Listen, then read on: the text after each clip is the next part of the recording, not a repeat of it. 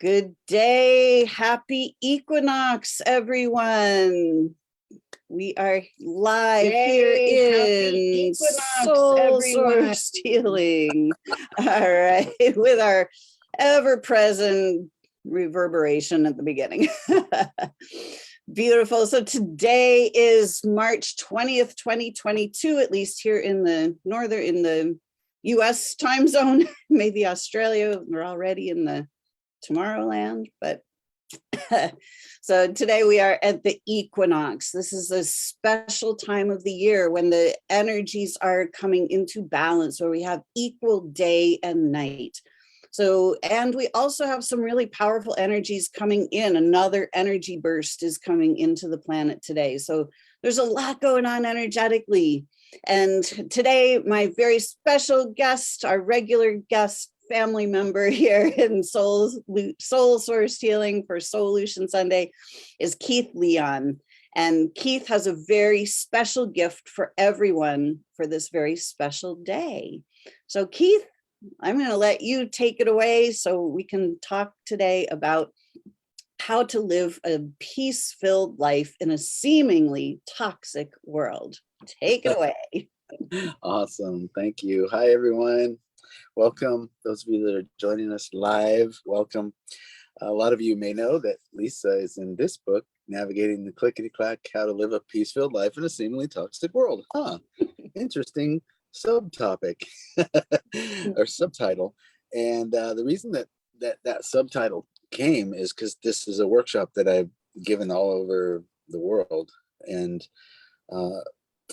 so when Navigating the Clickety-Clack, when that piece downloaded, it was like, oh, yes, that's the subtopic.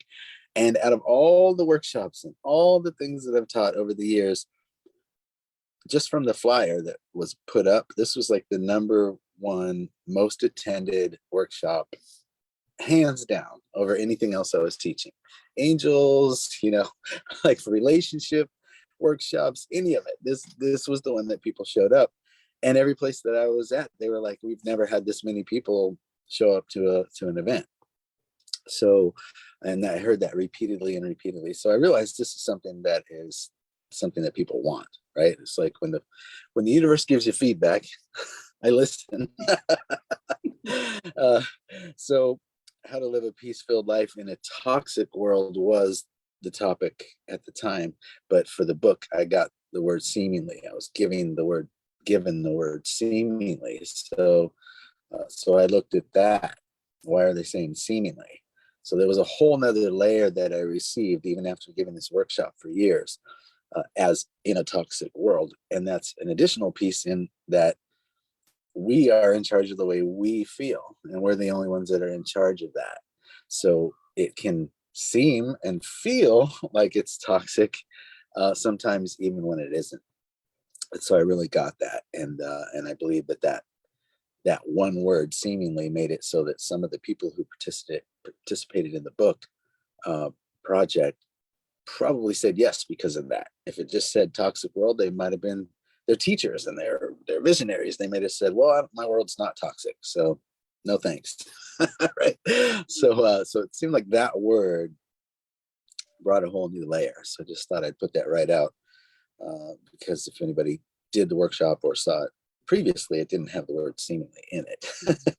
So the first thing that I really wanted to share, and especially in this time, more than ever at any other time that I've done this as a workshop, was I feel, and my wife and I feel like aliens on this planet. Can anybody relate to that, especially in these times right now? So I'm going to share with you a few of the ways that we feel like aliens. And as you're watching and listening, maybe you'll put a little mental check mark next to those and agree or not. But one of the ways that we feel like aliens on this planet is we just say no to the news. I was in media for 7.5 years, and I had to sign non-disclosures and things about saying that I wouldn't share with people that the piece that we worked on that whole day, and then I went and watched on the news later, was fabricated. And so I learned pretty early on that there's a lot of things created and dramatized in the media. And so I just turned it off because it was upsetting to know that the piece that we worked on all day was fabricated to like scare people into buying a product. And then they would show the news clip, and then the next commercial would be that product. Interesting. And it just did. I felt like I can't watch this anymore. So that was the first piece. Was I turned off the news, and everything that I need to know does get through to me, and everything that I need to know does get to me, and the rest I just I don't get caught. And that leads into the next one, which is I don't get caught up in other people's drama. I got enough going on in my life and enough to work on right here that that being, like totally involved and invested in something that's going on clear across the US with someone I don't know, where I do have compassion, if that leaks through and gets to me, that's great, and I can hold prayer for them, but I just don't get caught up in the drama of other people's drama, because I got enough to work on within myself without getting involved in that. So that's another way that my wife and I both feel like aliens. And we do our best not to get too wrapped up in whoever's the acting president of the United States. So the last presidency, boy, there sure was a whole lot of people getting wrapped up in who was president there. And then now it seems like it's swung the other way, and that leads right into other people's drama thing again, right? So it's like, and the news thing. So it's what's being reported to us about that person may or may not have any truth to it whatsoever.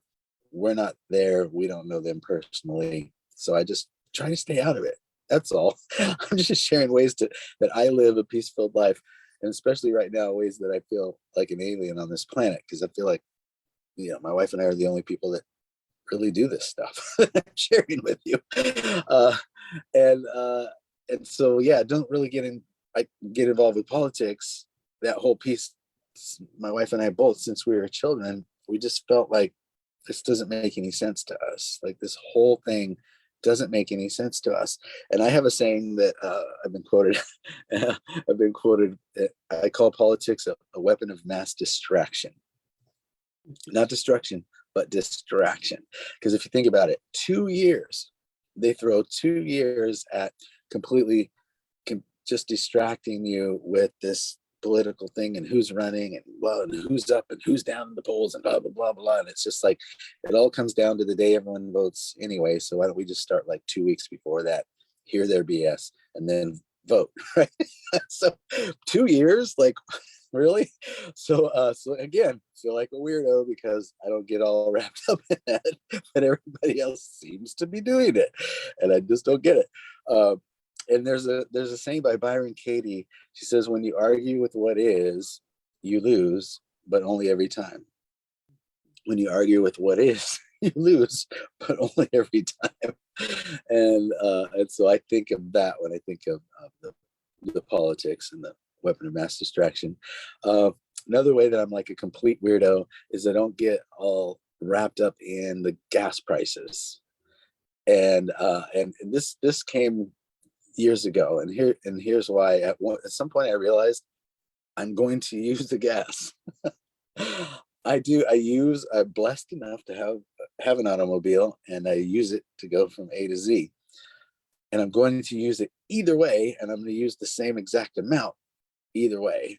So I can either be completely stressed out about that or not, and that's my choice. And I choose to live a peaceful existence. And so if I'm looking at that, gas price every time I fill up and really focusing on that, that's just could lead to upset, especially where they are right now. But I'm going to use it either way, so I might as well just be okay with using it either way. If I'm on a budget, then I may plan where I go in a different way. I might be more strategic with that, but I just don't want the stress and the drama of focusing on how much it is, and if it's up or down 3 pennies. It's really not going to make a difference in how far I'm able to go. So again, weirdo, hear everybody all day. I walk around, especially here in RV land, people talking about gas prices. It's a thing. Trust me. Another way I'm a complete weirdo is I don't worry about money. Why? Because I've been up and I've been down, and I've been up and I've been down, and I've been up and I've been down, and I mean way down, like, oh my God, I'm gonna lose my house down so many times. And every time that I was down to the what I thought was the worst, something would happen, something would shift, something would move, something would save the day. And at one point I was just like, I don't think I want to do the up and down thing anymore. Like, I get it, universe, you're there for me, you're always going to provide. Let me tap into that. And that way, if there seems to be a downslide, I'm not freaking out, because I think the freak out attracted even more of the down. If that makes sense. So try not to freak out about money. That just don't do it anymore. I know I'm provided for no matter what. Another way that I feel like a complete freak is my wife and I are plant-based vegans, and I just don't even really talk about that anymore. Like, because anytime that we even mention it, then it becomes the topic of conversation, and all spotlight goes on us, and people want to know why, and they start defending like what they're eating, like I care.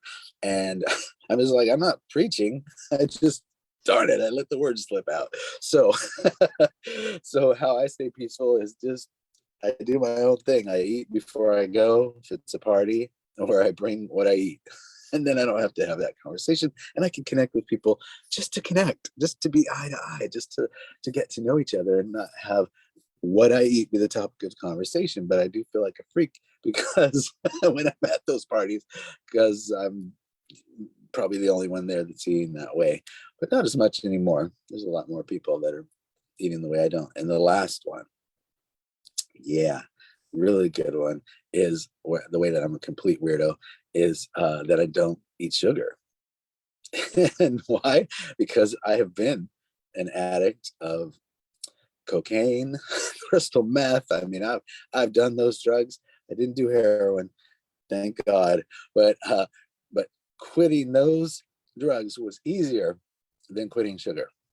I'm going to tell you that, because you can't just like go to the store and have everything, like almost everything in the store, unless you're in the vegetable section, contain crystal meth, cocaine, right? Have it in it. And so it is so addictive. And I can't tell you how many times I've been to churches and spiritual centers, and I've spoke there or sang there, and from the pulpit I've heard about this, we need to be healthy and have this clean living, and they like say that from the pulpit, and then everybody goes after and meets in the room, and there's like nothing but sugar, sugar, sugar, sugar, sugar, sugar, and sugar at the event, and everybody just like, yeah, eating it. And once you're off sugar and you look at the way people eat sugar, right, it's like, it almost is like, ah. And so I was like, I'm an addict of this, and I quit all the other things, and so I probably should add this to the list. So I just knocked it out, and I don't miss it. And there are now so many other alternatives that are natural for sweetener that I don't get hooked on and don't get addicted to. And then the last way I feel like a complete weirdo, I thought the other one was the last one, but I remember this, is that I completely live based on my intuition instead of outer sources. So I consider outer sources, but then I go within and I ask a question, and the first answer I receive, that's what I go with. Complete freaky weirdo, I know. And so those are some of the ways and the things that had led to me being toxic in the past, ways that I feel completely weird in this world and like an alien. So for those of you watching live, what are some ways that you feel like an alien on this planet? And Lisa, what are some of the ways, maybe they're the ones I mentioned, but that you feel like an alien as well? You know exactly what I'm talking about.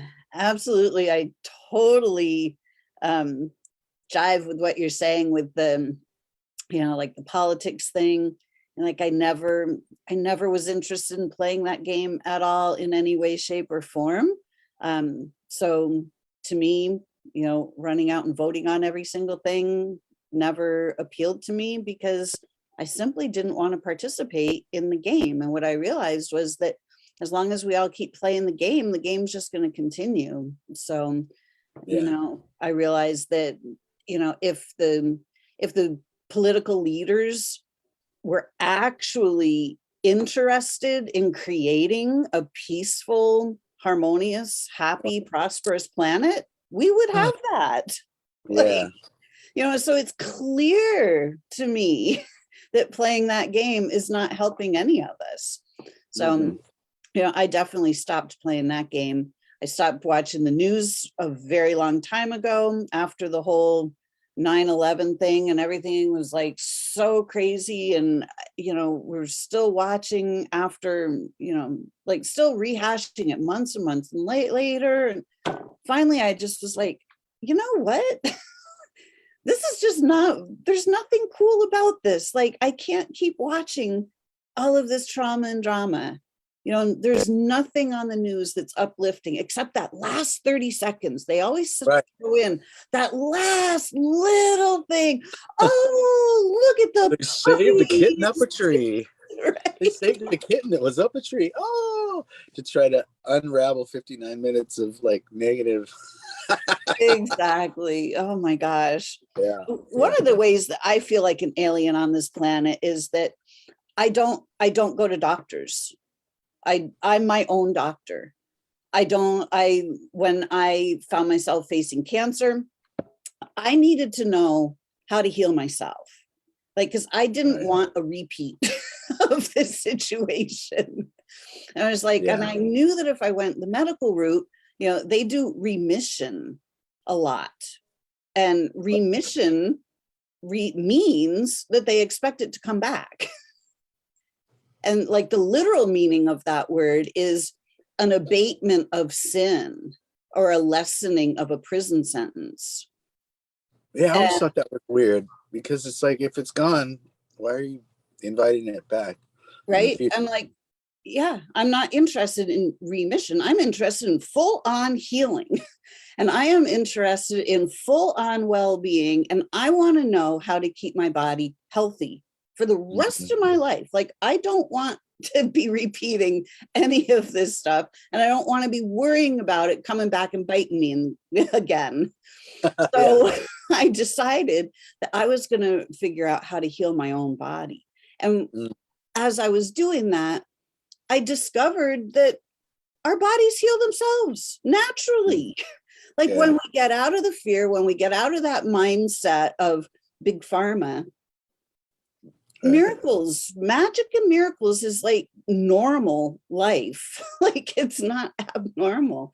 And Yeah. healing, living in a perfectly healthy body is what is actually normal. So Yeah. Yeah.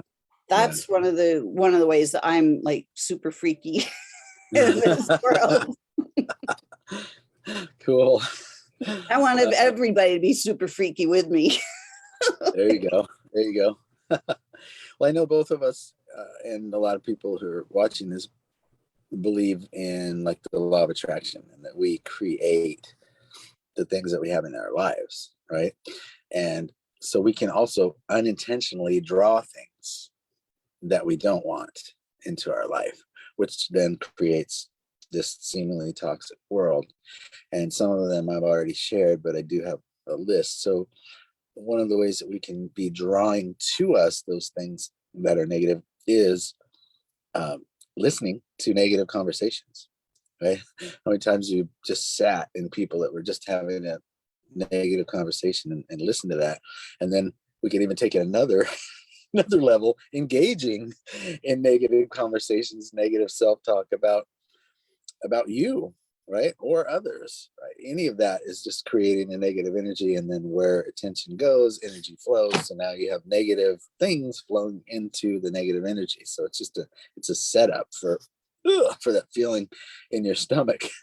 Um, and because words are things, and I truly believe that every word that we speak comes to pass. And if you wrote every word that you speak down, and then you looked a year later, you would see that every word you spoke came true. I really believe this. And so that's why I'm constantly cringing when I'm around people and they're saying things like, you know, there's so much on my plate right now. People that use that saying all the time, there's so much on my plate right now, might be overweight.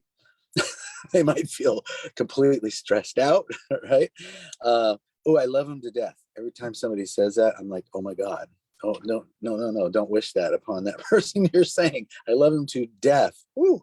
Or there's people that you say pain in the ass, pain in the neck, right? Pain in the neck all the time. And then they're like, oh, I wonder why I have this pain in my neck.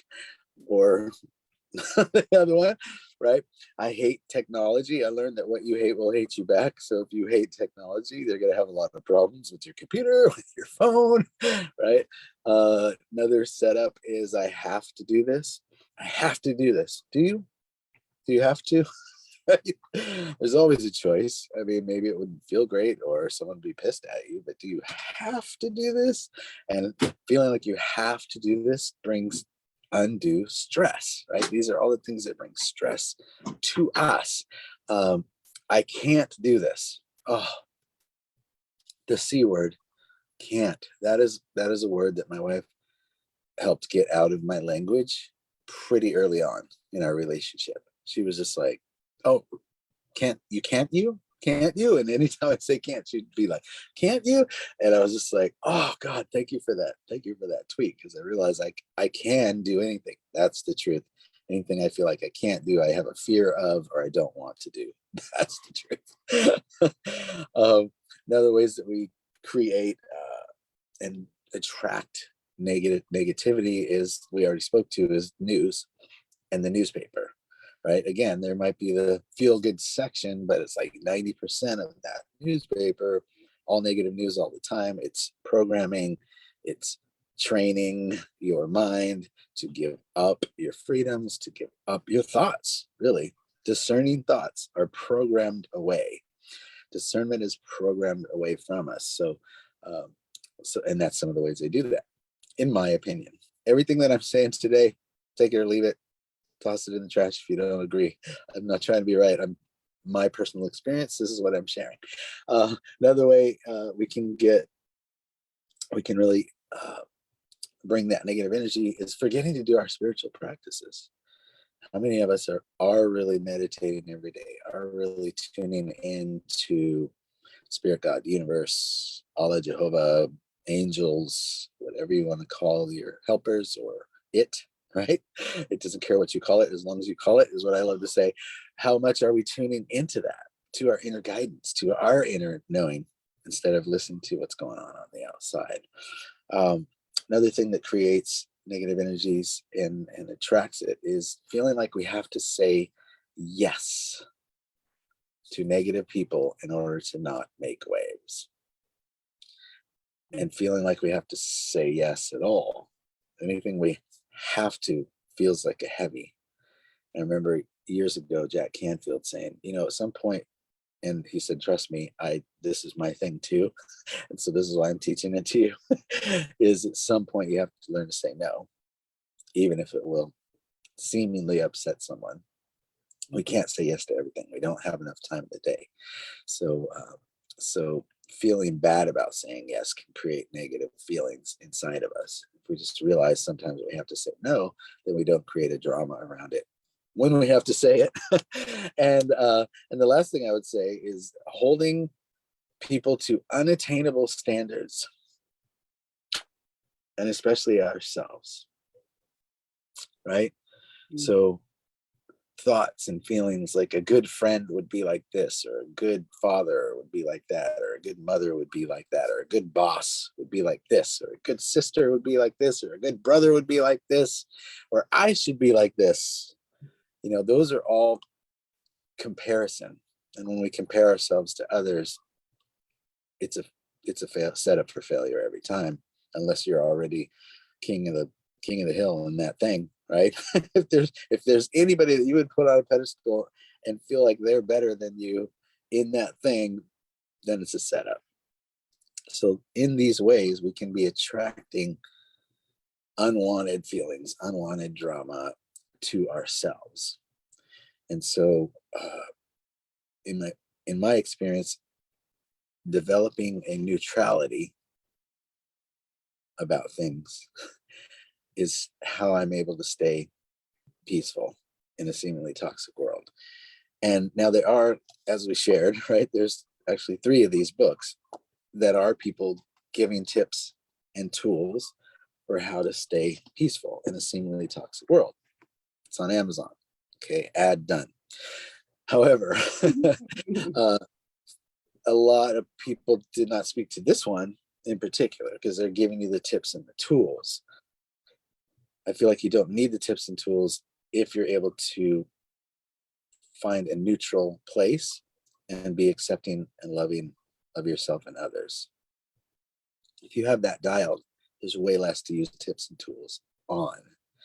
And so that's the piece that I've really had a lot of support with getting to, but have actually achieved is a lot more neutrality than I used to have. I get knocked off the perch, of course, but the time from then to when I get back is shorter and shorter and shorter every time. And there are a lot of things that I'm able to just say, that is, and that's all the judgment I have on it. And so when we judge other people, get mad at other people, hold resentment and anger, we're the only ones that get hurt. Like they forgot 2 minutes later. The most horrible thing they ever said to you, that person forgot 2 minutes later they even said it. And we're the ones that hold on to it, drag it forward with us, tell the story over and over again, possibly blow it out of proportion, harp on it, mull over it, right? You might even do some work and feel like you forgave them, and then you go to tell them, hey, I forgive you. And they're like, for what? And then you tell them and they're like, I don't even remember that, or I don't know what you're talking about, or I don't care, I don't need your forgiveness. Right? And so every judgment, yes, I'm going to say that every judgment that we have about someone else is a self-judgment. We feel that we either were that thing that we're judging in the past, we are that thing now, or we fear that we will be that thing in the future, or else we would have no judgment about it.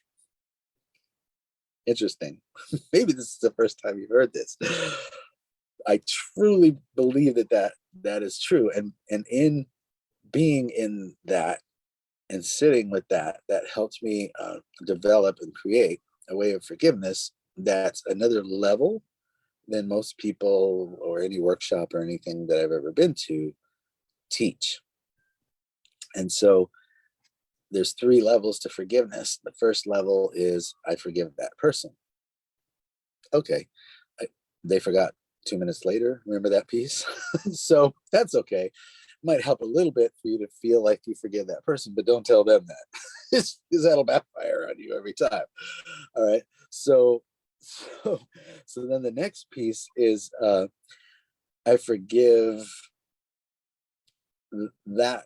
I forgive myself for judging myself as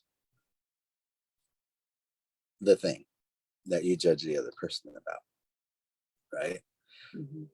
Forgive myself for judging myself as, because again, I feel like I either was that thing, am that thing, or will be that thing in the future. And so here's an example of that. I forgive myself for judging my father, and this is level 2. I forgive myself for judging my father as someone who wasn't there for me. Forgive myself for judging my father as someone who didn't love me. Forgive myself for judging my father as a person who only thinks of himself. I forgive myself for judging my father for someone who is not perfect as he is. So here's the third level. I forgive myself for judging myself as the very same things I just said about my father. I forgive myself for judging myself as never being there for me. I forgive myself for judging myself as somebody who doesn't love me. I forgive myself for judging myself as a person who only thinks of himself. And I forgive myself for judging myself as someone who's not perfect, just as he is. That's the third level piece. And that's where true forgiveness, in my opinion, happens. So we can only prove that we're the ones that are here. And it seems like everything outside of us is just our dream, our creation, our movie, whatever you want to call it. And I started off, the first thing was, I'm in control of how I feel. So the only person that can be forgiven, really, is that person within me.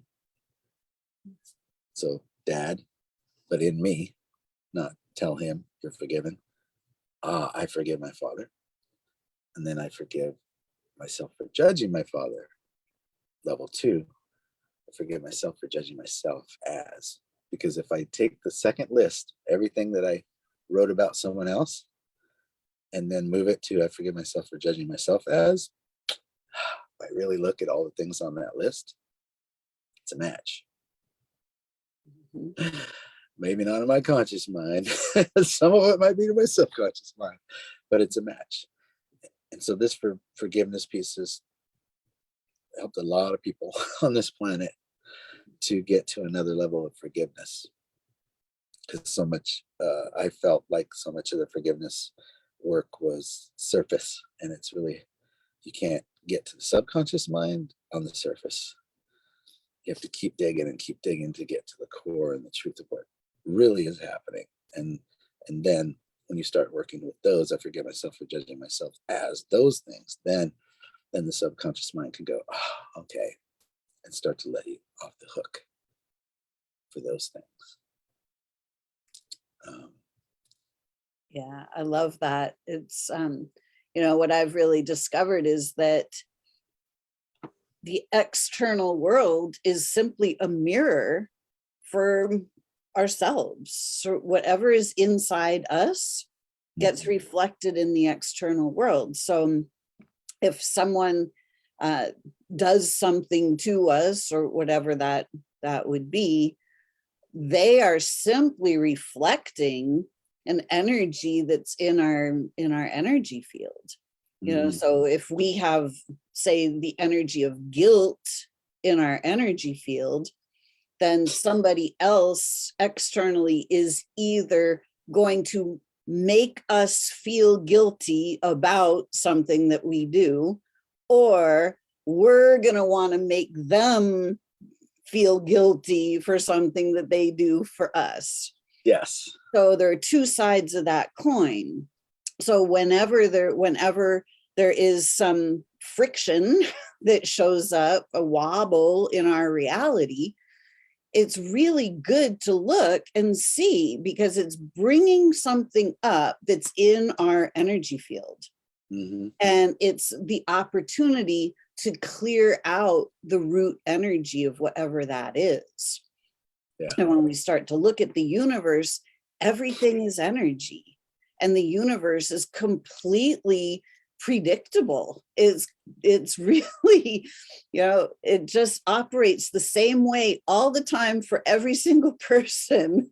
So when we start to understand that what the law of attraction actually means, that anything that's in our energy field is going to be attracted. External world is going to show us what's in our energy field, because it's magnetic.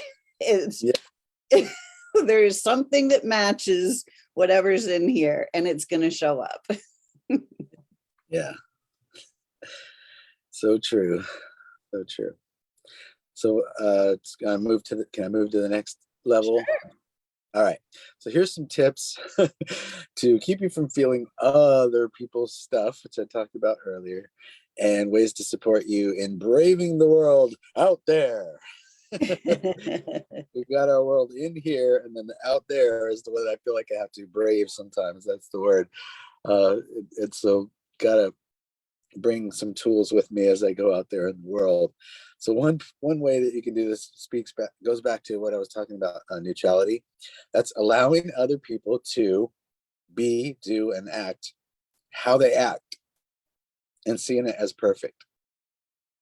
Right. So I used to have a coaching client who was so pissed at his the owner of the company that he worked for, at his boss. I mean, and he would just come in and be just scathing comments about that guy every time we would connect, every time. And I finally got him to just realize that, like, that person is just being who they are. That's who they are. They're not going to change it. There's no way. And so you can either be upset about it or not. And so, so let's say that the guy's name was Jim. So I taught him to say in his head, Jim is just being so Jim right now. Jim is just being so Jim right now, because the truth is that they don't know another way. They just don't know another way. If they knew the way that you wanted them to be, and that was a better way for them to be, they'd probably be being that way. So maybe they haven't done workshops and classes or read the books that you read. They just clearly don't know another way. And in that moment, they are being the way that they're being. And in that moment, they don't know any other way to be. That's what is. And remember earlier, when we argue with what is, we lose, but only every time. So if they don't know any other way to be, and they can't be any more or any less than they are in that moment, they're doing the best that they can in that moment. So even if it would take work to change that behavior, right? And in order for them to change something about themselves, and this is going to be very helpful in relationship, in order for someone to change anything about themselves, it must be their idea. It has to be their idea, and they want to change because they want to change. Or even if they change because they want to change for you, not because you told them they needed to change, if that makes sense. So if it's not their idea, let's say you imposed it, you need to change this or I'm going to leave, right? Okay. They might shift some things to make it look like they changed. They might even think they changed. But over time, that same thing will sneak back in and come right back the way it was. Because nobody can change a thing unless it's their idea, because it will never get to the subconscious mind that has created that behavior that they have. It will never get to that unless it's their idea. And then they do work, and they maybe are using affirmations and saying it so many times. It's the subconscious mind finally goes, okay, all right, I get it, right? There's so much work that has to happen, but it has to be their idea, or it'll just go right back to the way it was before.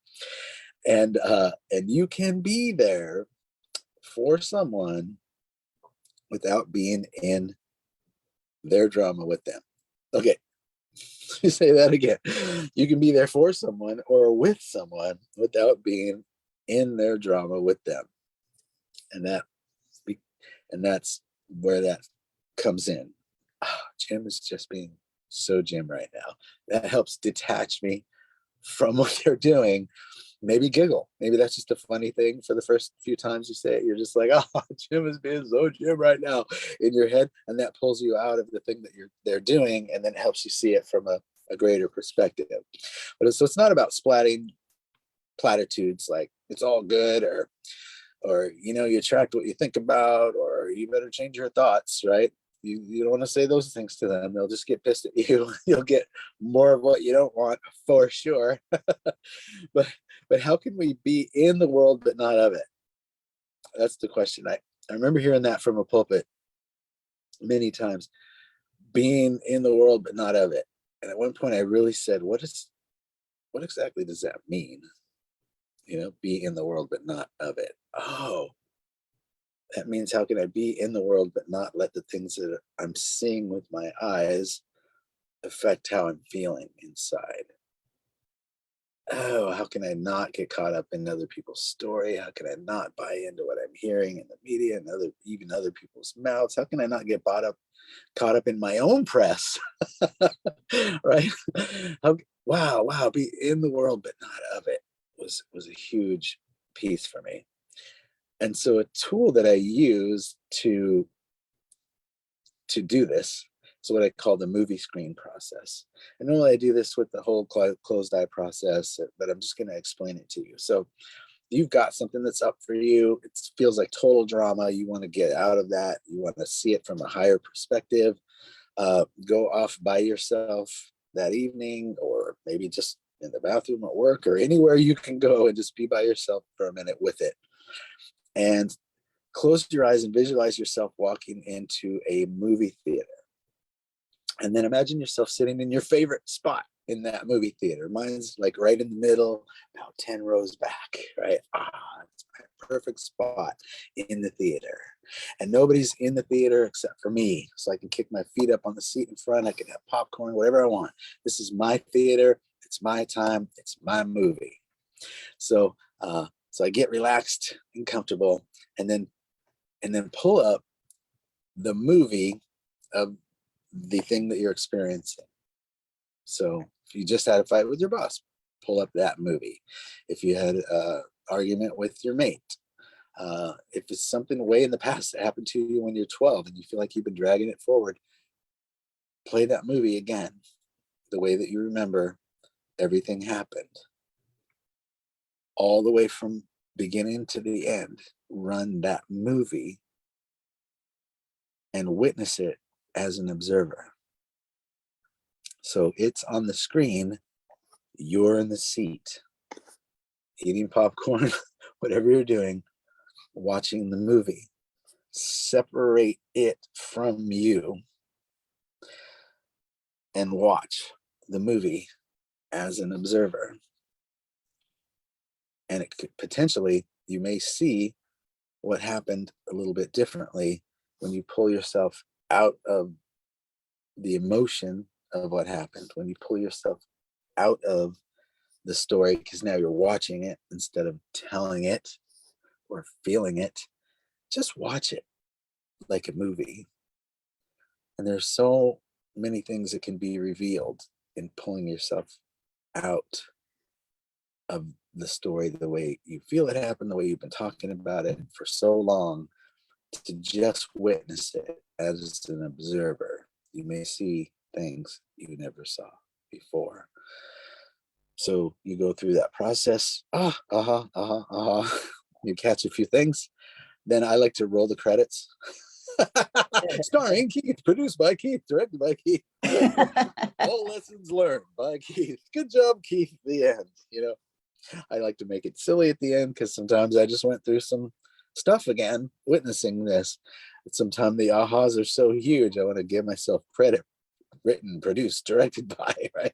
So however you do that, I love to run the credits just to know that this movie is over, and then bring me back into my body in the seat, right? In the theater, see myself, wow, see the screen go dark, get up, walk out of the theater. Now we're back into the now, right? Bringing ourselves out of that energy that we're in, leave it behind, just bring forth with you the lessons, and then step out of the theater and go back to work, back to life, back to whatever with the insights that you have. Maybe you go back to writing it down. Might be a good idea, so that if it ever comes up again, you can look at it.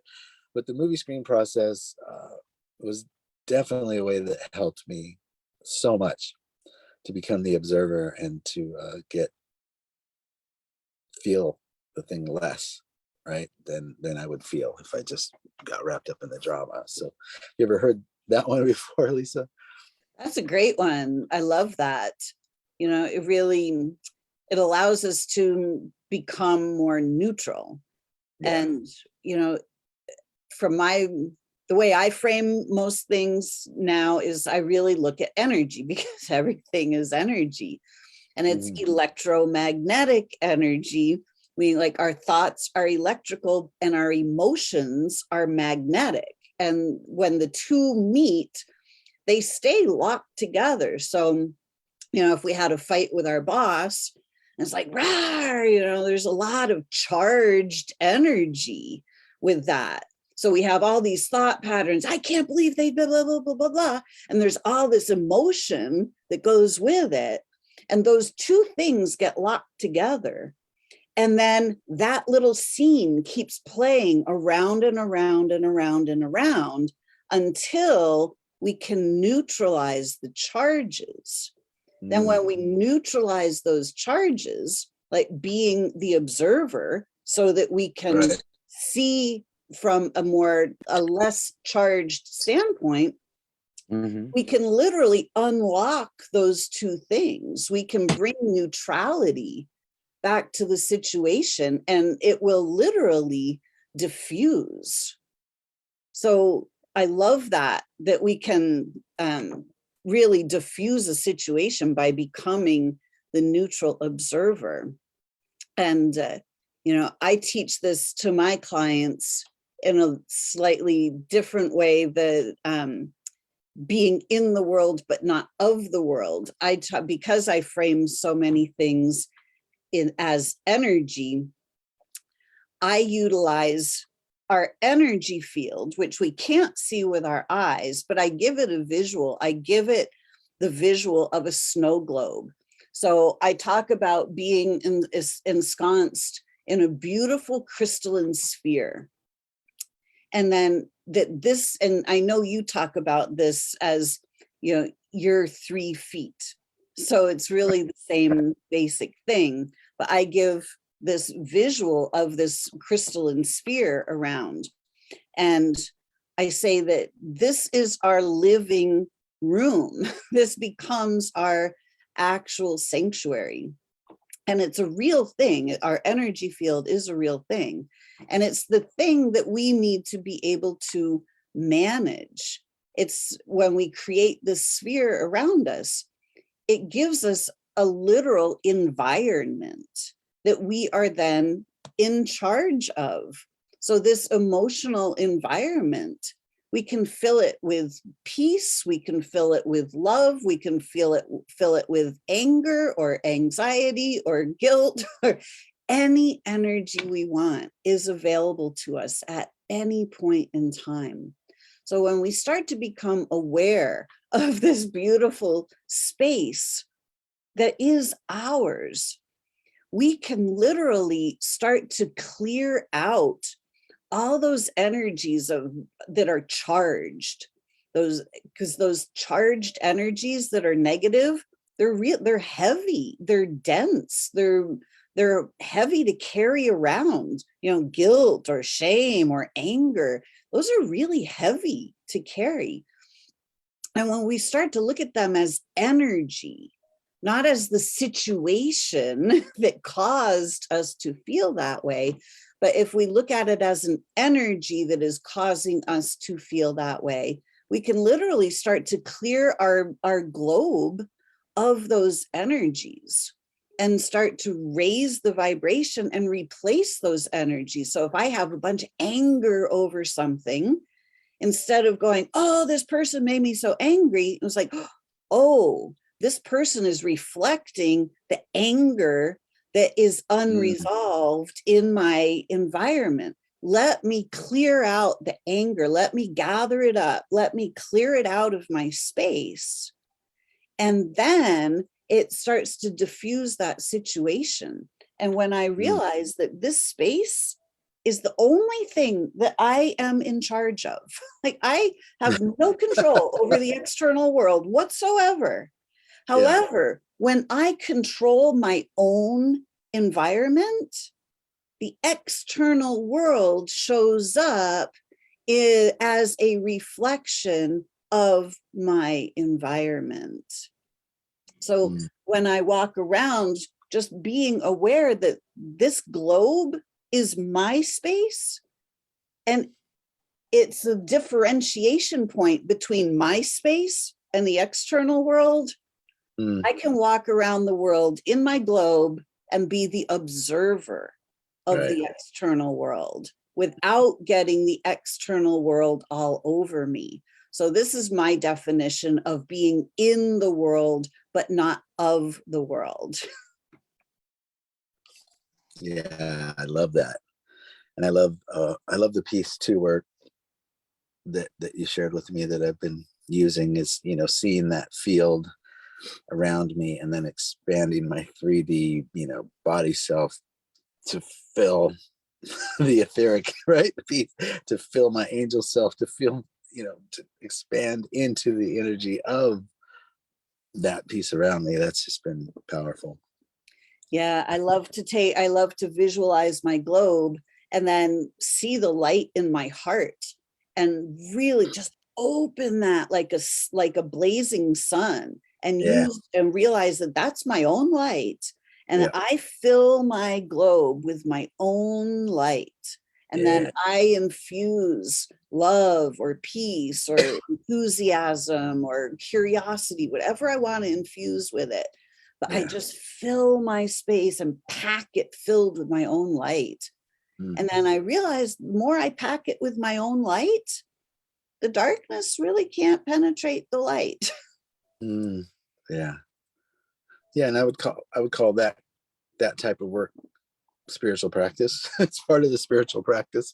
And anytime that we sit down and we're practicing things that are gonna support us as we go out there in the world, to not take in all this negative energy, the more the better. So ways as you go out into the world to protect yourself, right? To maybe not take on those energies. There's one spiritual practice you just spoke to.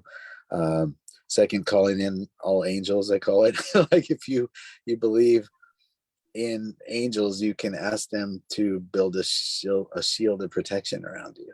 I used to go visit a friend of mine, dear friend, loved him to pieces. But he was like the most negative person that I knew. And I would go visit this person, and every time I left, I would just feel drained and feel like awful. Sometimes I'd start to feel, physical symptoms, and my wife and I were talking about that, and then I was like, oh wow, because I just go in with my heart wide open.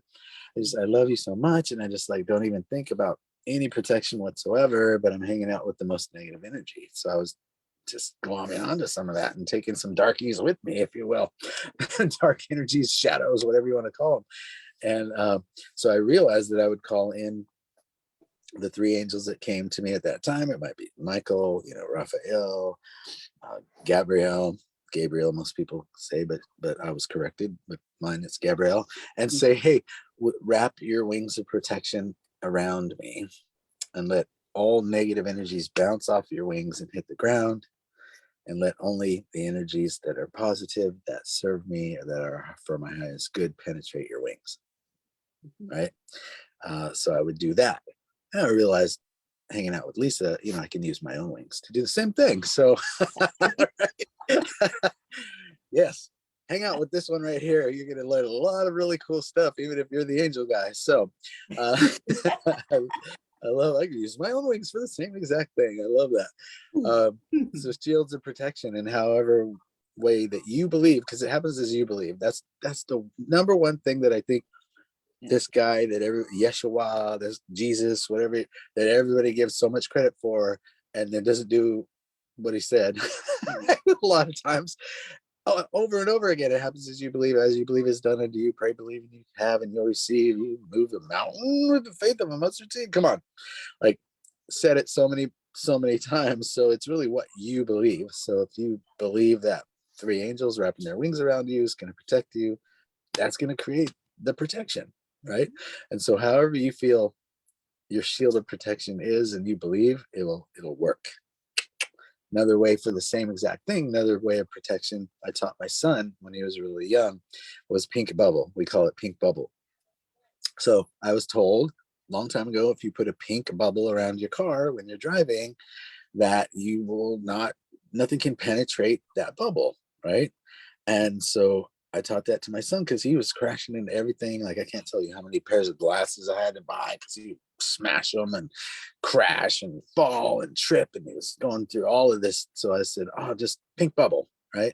And to this day, he put a pink bubble around him when he goes somewhere. Why? Because he's literally seen things like when he was in a car and he had a pink bubble around it. And this happened to me, and it happened in front of my sister a couple times. Things will bounce off of it. Like, he's literally seen cars bounce off of the pink bubble where they were coming right at him, and they should have hit him, sideswiped him, and it literally bounced off exactly where he sees the bubble, boom, bounced off of it back into their lane. Like, and that happened in front of my sister a couple times. She was like, I thought that thing was, you were just making some crap up, but I've literally seen things bounce off of it. So, okay, pink bubble it is. I think everybody in my family is like, pink bubble, pink bubble, pink bubble. So, but again, it's my belief in that makes it work.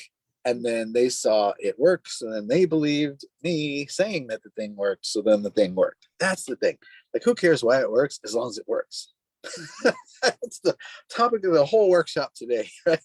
Oh, If you really get to it, is it happens as you believe. So if you can take your story and put it on a screen and separate yourself from it and see the truth, see something in a different way that helps you unravel that story and let it go, fantastic. Anything that can help you get neutral, anything I've said along the way that you can grab and it helps you, awesome, because it happens as you believe. If you believe, you believed what I said, you take it, put it into your life, you're going to have transformation and you're going to give me credit for it. But it's going to be you that did it, you that did it. And that's the thing. When I on the angel tour, I went all over the world doing angel workshops, and my wife just said, God, I love, like, your underlying message is it's you, not me.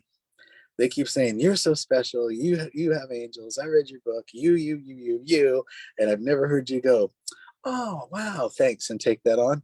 It's like it was like, and you always say you're that, say this with me, I am that, I am, right? Anything I've ever done, you could do. Anything Jesus ever did, you could do. Anything Buddha, Allah, anybody did that you put on a pedestal, you too can do, especially if you believe what they said and then do it. So I guess that's the bottom line. There are people that can support you in doing this. Lisa happens to be one of them. If you've read my book, there's a woman named Mary Raymaker. She's a shaman that literally pulled my son's spirit back into his body. Like, you'll read some cool stuff that she did. There are people that can support you with this type of work if you want that support. But even they're going to always bring it right back here. So that you notice everything, the forgiveness work, right? I can forgive them. I can forgive myself for judging myself as, or I can forgive myself. Oh, right. Oh, so there's levels to everything, but it always comes back right here. This is the one that we can prove that is here, right? exactly. Everything else, we're bringing it in, we're attracting it. But in order to believe that, then you have to take 100% responsibility for everything in your life. That's where the miracle happens. Why did I create that? There's a great question to ask about anything you have in your life. Why did I create that? If I went to all that work to create that drama in my life, then I probably should learn the lesson that I was supposed to learn from it. Let me do the movie process. Let me do whatever it takes to get there. So yeah, so it is you. You are the answer you've been looking for. Exactly. That's it. So how to live a peace-filled life in a seemingly toxic world. Do your best to not let it affect you, and use every tool that you have to do that. And realize you're in charge of the way you feel. Exactly. Take 100% responsibility for your situation. When I found myself facing cancer, it was like, I don't know how I created this, but I know that I created it. I know that this is my creation. And if I created it, I can also uncreate it. Mm-hmm. And I was like, this is my job, is to figure out how to uncreate the situation, Mm-hmm. so that I can create what I actually want. Because once I understood, I realized that if I knew how I created this, then I can easily uncreate it and avoid creating it again. Yeah. So in my journey, I learned how the universe works. I just learned how everything is energy, and how everything in the physical realm starts in the non-physical realm. So I started looking in the non-physical realms. I started looking at energy. I started looking for the non-physical, the invisible, that is far more real than the physical stuff. That 99.9% of all of creation is non-physical. The physical world is like 0.1% of all that is. And everything that shows up in the physical world is the manifestation of the stuff going on in the non-physical world. So Mm, when we start to flip our perception and start to look at the non-physical stuff, it starts to become really easy to change our world mhm, because we can create what we really want mm. simply by our focus and our intention and adding our energy to it. Yeah, And yeah, it's super fun. yeah. So those of you watching who have made it this far, if you made it this far, uh, do this. Write down. So if you're in Facebook, in the chat, if you're watching this later on paper, what has been your top takeaway from today? What was the top thing that you just went, oh, yes, and you're going to take it with you? What is that thing? What can you do to put it into action, into your everyday life? And when will you start? What has been your top takeaway from today? What can you do to put it into action into your life? And when will you start? Because that third part's super important. When will you start? Now? Tomorrow at 11 a.m., right? Knowing when you will start that thing is very important to subconscious mind. So if you say, oh, I'll start that thing, but then you forget, that's another undone in the subconscious mind. And the subconscious mind does not like undones. It does not. It was a little bonkers with that. So what's been your takeaway? How can you apply it? When will you start? And then start it at that time.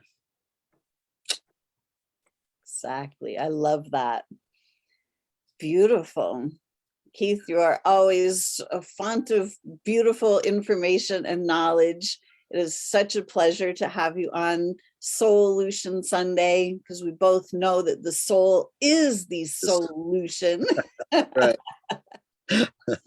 Yeah, Brenda says it's all about me. I am responsible for everything in my life. The time Yes. is now. Here, Yes. here. Beautiful. Exactly. So when we start taking full responsibility for everything in our lives, we can start to change anything and everything in the now moment. Everything is now. There is no other time. Right. That's right.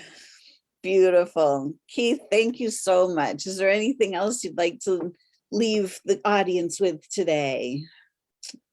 No, just, I mean, you make a difference. I always want to tell you that you make a difference on this planet, and people forget to tell us that we make a difference.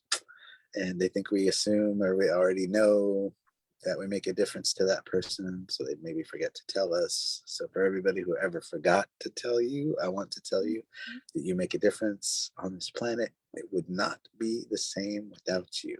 You're touching lives each and every day, and you may not even know, but trust me, you are. One simple hi, hello could save someone's life that day, and you wouldn't know because you didn't run into them later to hear that story. But it's just true. You make a difference. So yeah, I always love to leave with that. Yeah, thank you. That goes for every single person on this, been listening to this today. For Mm-hmm. you too, Keith. Yeah. Beautiful. Thank you all so much. And if people want to get in touch with you, how do they find you? Just put Keith Leon S into Google and hit enter. There you go. That's the best way. Beautiful. Well, Keith, thank you so much for joining us. It's always such a pleasure.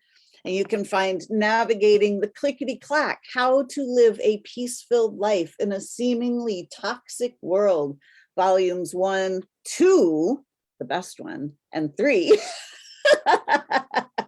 on Amazon. So there's some amazing stories in here. And this is the magical book, volume 2, that brought me and Keith together. So it has been such a lovely, lovely experience getting to know you and having you on this show, and all of the fun things that we get to do together because of this book. Right. So thank you all so much for joining us. My name is Lisa Warner, and you can find me at connectingyoutoyou.com. So thank you all so much for watching, and until next week, have an amazing equinox. All the energy's coming in right now. If you're starting to feel a little on edge or really tired, just don't take it personally. Realize that it is energy and allow that energy to move through you. So happy equinox, everyone, and we shall see you next week. Bye for now.